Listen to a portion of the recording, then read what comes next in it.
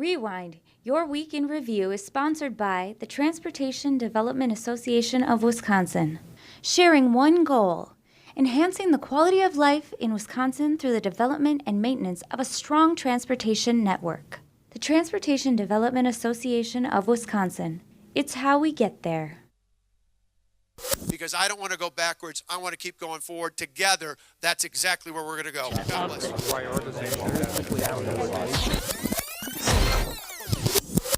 I'm Steve Walders. And I'm J.R. Ross. This is Rewind, Wisconsinites look at this week in the Capitol. But first, I was there with all the discussion of the mental health state of the shooter in Parkland, Florida.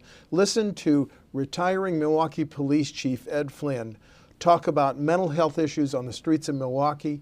Point two, the leader of the Milwaukee Urban League talks about how the group helped African Americans resettle in Milwaukee during the Great Migration. Point three, the former chairman of the Menominee tribe talks about their environmental concerns. Wish I was there. The mental health system in this county and in most of the countries is a disaster. There's a lot of talk about the opioid crisis. There's a lot of talk about the homeless crisis. There's a lot of talk about the mental health crisis. Yeah, there's 911. When you're in my world, you would think listening to politicians, there's no social problem so complicated that the cure isn't, wait for it, more training for the police. So instead of having a robust mental health system, all my cops have crisis intervention training. That's our social response right now. We have a really stupid concealed carry bill in this state. Yes, it's in the Bible. You can carry a gun, I think. But I don't see in the Bible where it says, repeat violent sinners get to carry a gun, and I didn't see that in the Constitution either. But in Wisconsin, that's okay. Every year since that law is passed, the number of non-fatal shootings has increased.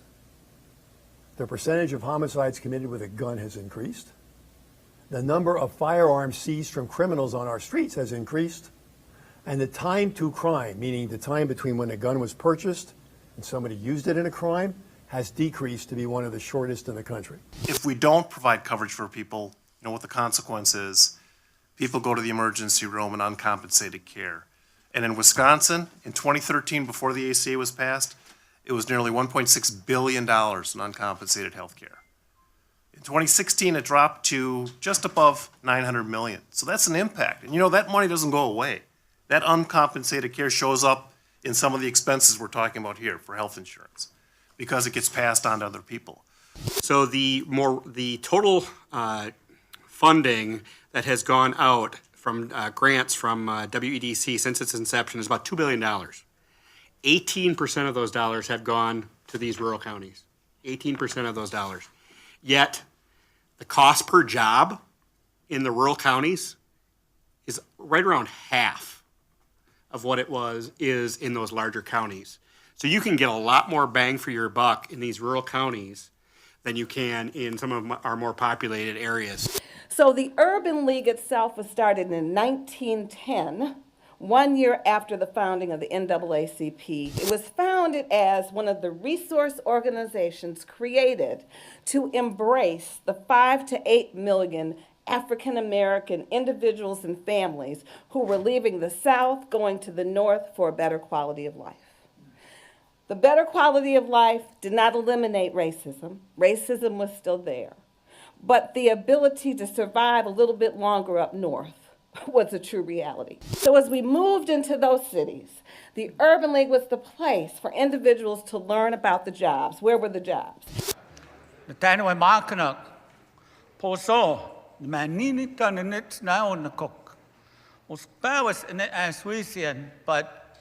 Bisa is the name I use when I pay my taxes.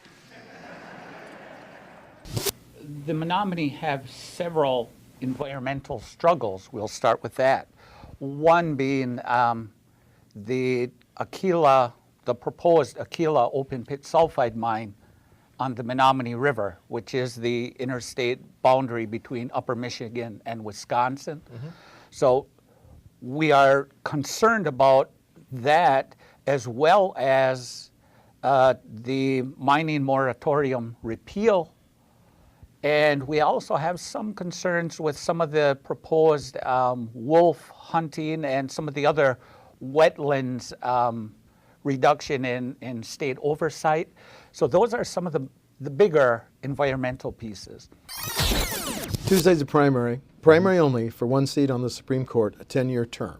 Now, you at WisPolitics, you guys watch numbers so well. So what you have reported this week is that Sauk County Circuit Court judge in the window January through February 5 raised $231,000, and we'll talk about where much of that came from. Madison attorney Timothy Burns, $79,000, and Milwaukee County Judge Rebecca Dallett, $91,000. Now that's just the window of January through February 5, but as you noted in your newsletter, $110,000 of that was in-kind donations, ads, staff, etc., from the Republican Party. And you also put a footnote that number, when you look, there's an additional number that takes a number from the Republican Party for Judge Skronik to what, 140,000? Yes. So you have the pre-election or pre-primary reporting period, but in Wisconsin law, if you get a contribution of $1,000 or more in the 15 days after reporting period closes, but ahead of an election, you have to report that contribution. He got $31,000 from the state GOP, which pushes their overall investment to $142. Yep, 142. To put that in perspective, in 2016, the state GOP spent just less than $70,000 to help Rebecca Bradley retain her seat in the Supreme Court. Now, we have totally different races, but let's look at like what's happening. In addition to state GOP, we have WMC's Issues Mobilization Council spending money on satellite, cable, and broadcast TV. Wisconsin Lines for Reform doing TV and radio, I believe. The investment between those two groups plus the state GOP, by my numbers, is up to $800,000. $800,000 just in for a primary yes. from third-party groups to help Judge Skronik, right? Yeah, and this is a nonpartisan primary, and we've seen this playbook before. We have a conservative candidate and one moderate, one liberal. The conservative almost always gets through easily. It's more a question of if he or she'll get to 50% than getting through. There's a real fear of the environment right now from conservatives about what this race is going to look like on Tuesday. So I get the impression most folks still think that Skronik will get through, but there's like this palpable kind of like hesitation of it is the Wild West out there right now because they're spooked, Republicans are, about what happened in the special election a month ago in SD 10. They're seeing more legislative seats flip across the country that have been Republican leaning. So there's like this, what's going on? Now, on top of that, I mentioned Bradley's race in 2016. Remember, in the run-up to the election, she'd been hit with stories about old columns she wrote at Marquette that were deemed anti-gay. She was fighting through that. They still spent less than $70,000, the GOP did. The GOP did. But she was an incumbent justice, an appointed one, but still an incumbent. She'd only been on the bench a few months. She had been an appeals court judge in Milwaukee, a circuit court judge in Milwaukee. So she had the power of incumbency plus being from Milwaukee, the state's largest media market, to her benefit. Michael Skronik is a Sauk County judge. He was appointed by Walker. He's not known in any of the population centers. He doesn't have these advantages that Bradley had, even with the baggage she brought to that race. That's why you're seeing the spending ahead of a primary. They're trying to make sure he gets through, because if he doesn't make through it on Tuesday, it's over. You have then Rebecca Dallett, who's kind of left of center judge, yes, and Tim Burns, running as an unabashed progressive attorney. So they know they have to get him through on Tuesday to have a shot to hold on to the seat. Well, are there any third-party groups helping Dallett and Burns, but they're not running as checks as big as they're for Judge Skronik? I mean, like there are several groups who've endorsed, like Burns has been endorsed by a couple of groups who, they're encouraging members to turn out. I'm not seeing infinite expenditures on their behalf. Okay. Dallett's up on TV, Burns has gone up on TV, but we've not seen anything to match what's happening on the conservative side with Skronik right now. Okay, and the projections are 8% voter turnout. So you have these huge amounts of money for an 8% voter turnout. And if these special interest groups are now spending on behalf of Skronik, how much? More than 800,000? Yeah, I've got $800,000 between those three groups right now. What's likely if he wins Tuesday's primary in terms of additional third-party spending? Excellent Sky's question. the limit? Excellent question. Because here's this dynamic long term. Shirley Abramson is up next year. Now, she's in her 80s. I'm not sure what decision she's made about running again. But if you're a progressive, you need to win this seat, hold Shirley's next year, whether she runs or not, and then you would have an opportunity in 2020 with Daniel Kelly to win back majority of the Supreme Court. Right. But the key is winning this race on April. For conservatives, that means this is kind of like a firewall. hold on to this seat. If you can pick off Abramson's seat, great, but then you have like a cushion majority in the court. So there's some real high stakes in this. Yeah, and we're going to have a lot to talk about on that Tuesday's election and next week's rewind. Okay, let's go to a different subject. The Assembly was in session, 18, 19 hours this week. They're beginning to stack up at the door of the Senate some major issues. Let's listen to just about a minute of the debate on welfare reform, a 10-bill package that the Assembly GOP pushed through and gave to the Senate. So let's listen to the exchange on welfare reform. Perhaps some of you will bolt from your leadership who says you have to vote lockstep against welfare reform. They will realize that it's good for your communities. They will realize that what we see right here is that Wisconsin has always been a bold leader in welfare reforms. These reforms are going to pay off for Wisconsin. They are going to pay off for our citizens, and they are going to pay off for the taxpayers. Every Wisconsinite wants to have a fair chance at a good-paying job, and that's exactly what these bills before us today will do. If, Mr. Speaker, Republicans were serious about helping working families, we would be expanding education and job training opportunities. And we would be raising wages for every working family in this state. And time and again, Republicans have claimed that we can't afford to invest more in child care, that we can't afford to expand transportation. Now you've proposed instead throwing more than $100 million in the first year alone to fund what is truly a rushed through the legislature, last-minute election year gimmick. The welfare reform package is a priority of Governor Walker. There's no doubt in your mind the Senate's going to take it whenever, next week or next Tuesday or whenever? When I talked to Scott Fitzgerald middle of this week, he said that his caucus seemed to be okay with that package and that they were going to get through it seemed like. Okay. I think the compromise version allowing up to 1 acre in urban areas of wetlands to be filled, that was debated for hours. You got into the whole issue of water. Shanklin talked about that extensively. That's also a bill that the Senate's going to act on, Fitzgerald right? said it'll be on the calendar next week. Okay. The sparsity aid for school districts and for low-spending school districts. They're that 91 to 2 or something 91 like to 2, right. Jarko and I forget the other vote against. That's also something the Senate's going to pass? I believe so. So the things that I'm watching are the $100 per child credit. Yes. Fitzgerald told us there's an issue with his caucus about the sales tax holiday.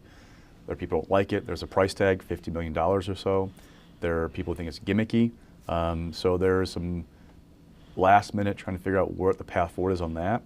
Beyond that, we'll see the prisons bill. Fitzgerald says a heavy lift. Yeah, we're going to get into that next. The foster care changes that the Assembly also laid at the door of the Senate. Okay with that. Okay. The reinsurance package at one point was the heavy lift, it seemed like. Yeah. That passed joint finance 13-3 with Shanklin, a Democrat, voting for it, gave it kind of a bipartisan sheen. Fitzgerald, it seemed like that was going to be okay, but until push comes to shove, I don't know for sure. There's this issue with Republicans of they're not real thrilled with the idea because to some it's propping up Obamacare. I mean, this is the individual market through the Affordable Care Act where there are 216,000 Wisconsinites purchasing this care. Some subsidized, some not. But they don't like the idea of helping out anything with Obamacare. They want it to go away. But the argument's now becoming from backers of this isn't propping it up. This is working the parameters of what we have to try and provide relief to people who are being hit by these large increases in the premiums.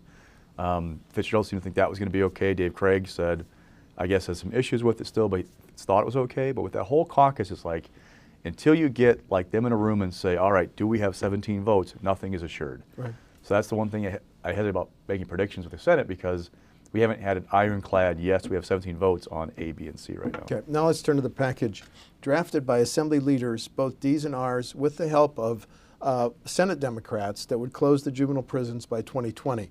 Now, just let's listen to about a minute of that press conference. Speaker Voss, Corrections Chair Michael Schra, and Milwaukee Representative David Bowen.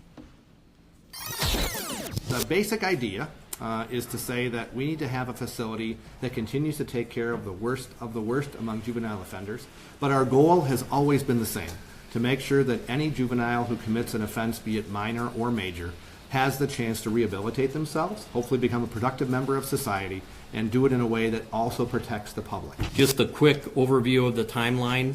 September of this year, the study committee will report to the Department of Children and Families. By December of this year, Department of Children and Families will promulgate rules. March of 2019, we'll look at the preliminary grant applications from counties. July 2019, the grant committee will submit their plan to the Joint Finance Committee. And then July of 2020, Lincoln Hills will be closed and all the youth transferred. I also want to make sure that we recognize the advocates all over the state, especially in our town, our part of the state in Milwaukee, Youth Justice Milwaukee, being very active on this issue and demanding a new direction for the betterment of our young people, for the betterment of the future of our state. It reminds me of Marcus Williams, who was once incarcerated at Lincoln Hills, now a college student in our UW system. He represents the future of us creating more of that great outcome of young people being on the wrong track but getting them back on the right track. And we will be able to do that through this bill. That Voss-Schwab press conference was attended by some Milwaukee Democrats, Mr. Goyke, as we just heard, Mr. Bowen. So you have this very unique compromise on a plan that would close the juvenile prisons by 2020, would transfer most of the inmates, those that were least dangerous, to county facilities. What's your understanding? Will the counties have to build new facilities or expand their existing jails? I'm not quite sure about that. There would be a new facility for the most serious offenders. Yes. The issue it seems like that Scott Fitzgerald has is that, one, don't forget his dad was a sheriff. He wants input from the sheriffs, the counties, the agencies, all the people being impacted by this. This thing has been moving very quickly for what it would do. Remember, Scott Walker originally said, here's my plan to close Lincoln Hills. Let's do it next year. In the 1921 budget. Borrow $80 million, build these 5 regional facilities, expand Mendota to treat those mental health issues. That was his plan. These guys have taken that now and revamped it to this Tuesday, this week. They're going to pass it next week, I believe.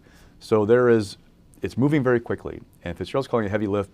He told us he wants to maybe do the framework of this, but come back next year and finish it off. Now, what's that mean exactly? He didn't really tell us. But there is obviously a hesitancy on his part to embrace the whole package right now with what's, the time that's closed, the dwindling window to do this stuff. And the governor told the press corps, I think it was Tuesday or Wednesday, look, this is on my must-do list for this session. Imperative, he said. That was the word, imperative.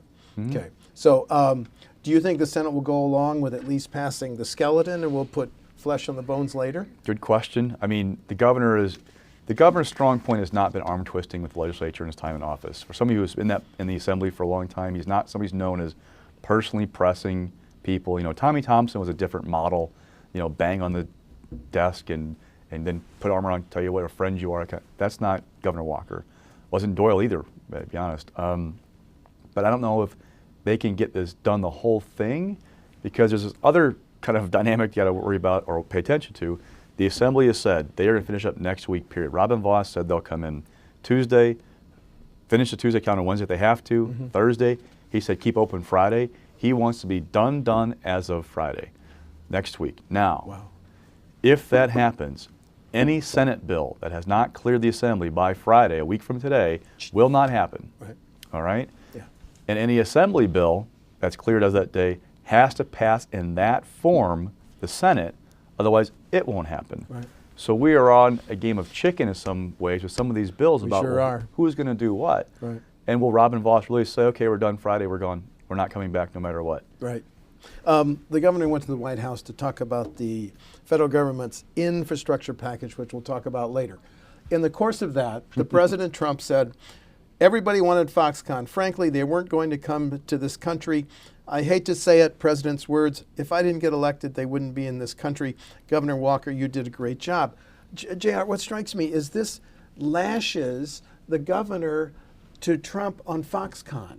And you've heard the Democrats say, this is one of our big issues. You're giving away too much. Yeah. I had a Democrat come up and tell me in the 10th Senate District, support for Foxconn only polled 28%.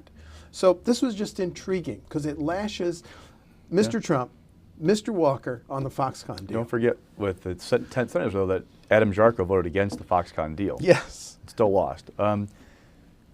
Foxconn's part of why you're seeing the Rural Economic Development Fund that's kind of moving through the legislature quickly as well. $50 million that Tranel wants to restructure. Governor Walker made this a priority because Republicans know they need rural voters. They've been doing well with them lately. They need them to come out this fall. And John Nygren, Coach of Finance, said it during the hearing. The message last election is voters and rural areas are scared. They are scared of what their future is, if their kids can stay around there and get jobs, or what's going to happen. If you have $4.5 billion flowing to Foxconn for a plant in Racine County, and you don't have anything to help these guys, there's going to a fear that they're going to say, well, where's mine? Why? It makes Foxconn more of an issue to some people. Yeah. So this fund is kind of a, here you go. We are in tune to your issues. We know about your fears, and we're trying to help you, kind of thing. And this week I interviewed 3 tribal leaders. Do you expect any residual benefits from the Foxconn deal? And all 3 said no. Meanwhile, the State Department of Administration has set up a new Foxconn website, and you can see that at DOA's. So Foxconn is still a big dance for everybody in that capital. I think Secretary Hogan said somewhere this week they expected 1,000 people hired by the end of 2018. So, they've got sites picked out. We talked. There has to be progress this summer to help Governor Walker say, look, it's coming to fruition. Okay, now let's talk the federal proposed, Mr. Trump, President Trump's infrastructure package. Now, as you said, and I wasn't listening very well, $1.5 trillion, but only $200 million federal skin in the game? Billion. Yes, $200 billion. Sorry, let's rephrase that. $1.5 trillion package, $200 million is the ante from $200 billion. Yes. Did I get it right that time? Yes. Okay, that's the ante from the federal government. So it leaves states, local governments, and companies, private sector investment scrambling. Now the governor has said he hopes Congress will reverse the funding, so 80% of the 1.5 trillion comes from the feds, 20% match. We don't know if this package is going to go anywhere in Congress, do we? No. No. We also don't know where the money would come from to pay for it if it did. I saw a story, and read very closely, President Trump expressed interest in a 25 cents per gallon hike in the federal gas tax. Which hasn't been raised in a long time. I don't see conservative Republicans want to raise a gas tax by $0.25 a gallon. Do you? No. So how are they going to pay for it?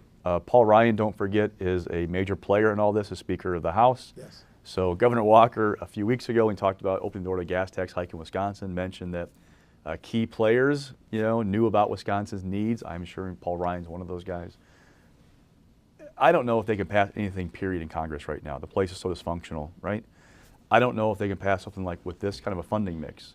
And then there are questions like, okay, well, what local money would qualify? Yes. So, for example, if we borrowed more, would it count? If we transferred general purpose revenue from that fund to the transfer, would that count? What about states who've already raised their gas tax in the last year? They've raised new revenue, does that count? Or does that have to be new as of pick a date this bill takes effect, new money raised after that date?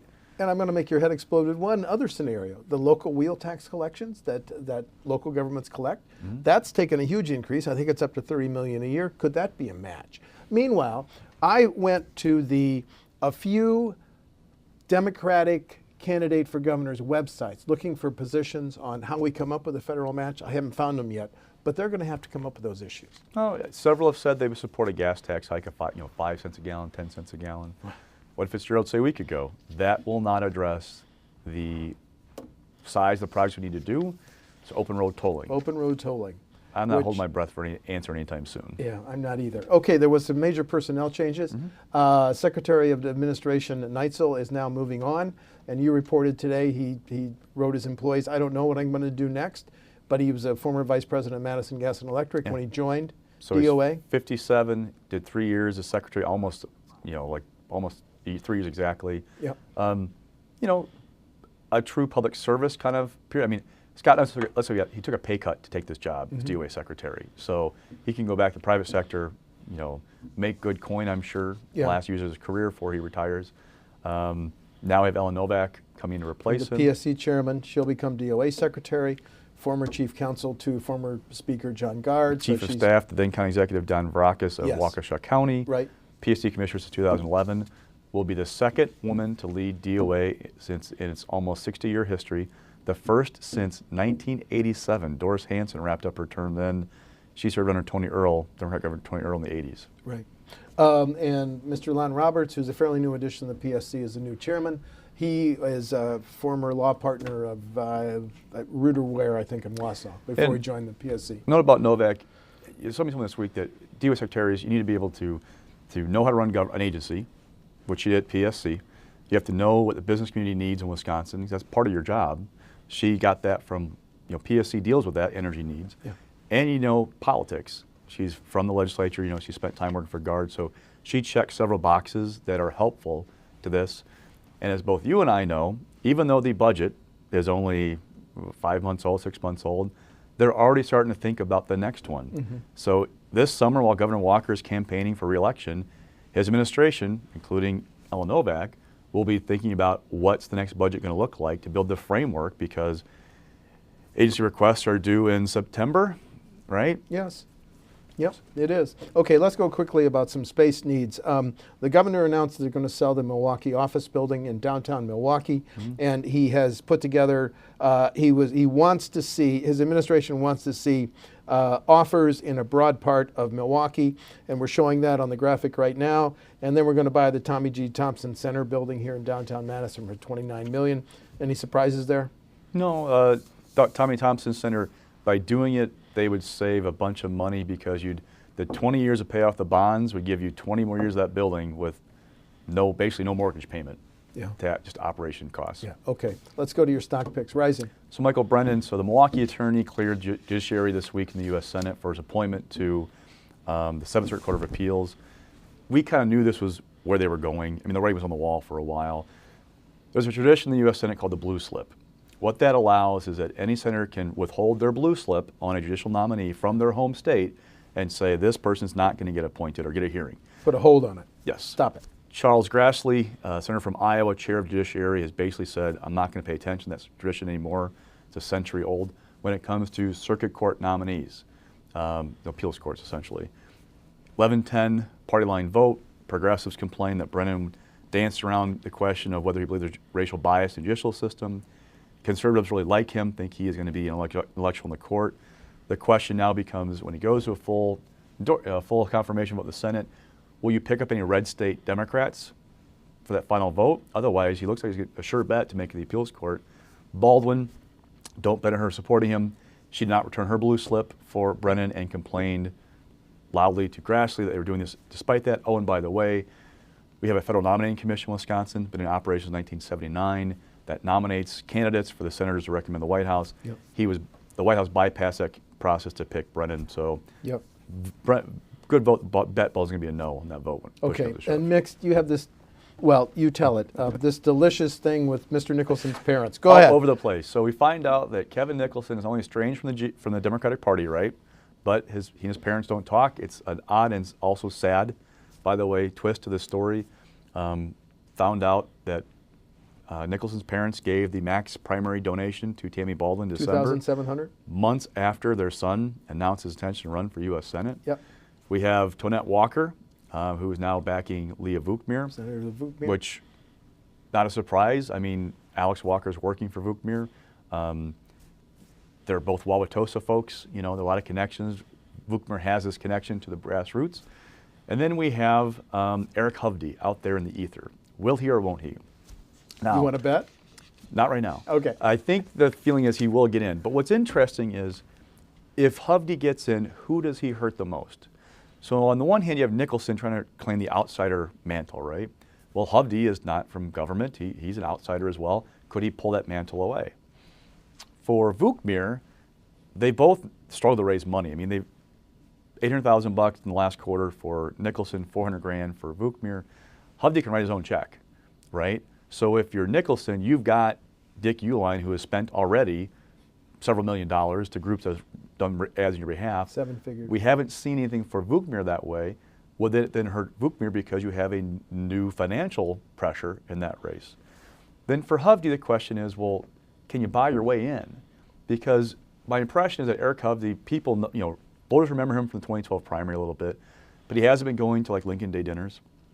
When I go state convention, I don't see him doing a hospitality suite or hanging out for days at a time doing small talk with grassroots person A, B, C, D, and E. From Burnett County, Iron County. Yeah. So what's he done to keep the home fires burning since 2012 when he finished second to Tommy Thompson?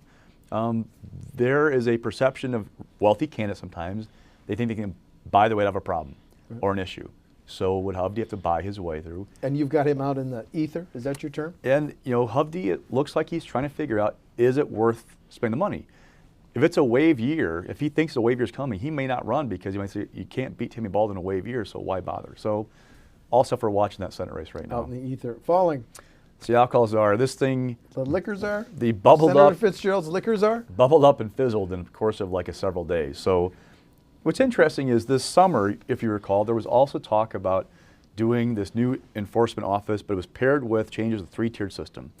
To boil it down, in Wisconsin, if you manufacture the alcohol, you can't distribute it. If you distribute, you can't be a retailer. I mean, that's kind of like an oversimplification, but that's what it is. That's part of the 3-tier system, isn't it? Yep.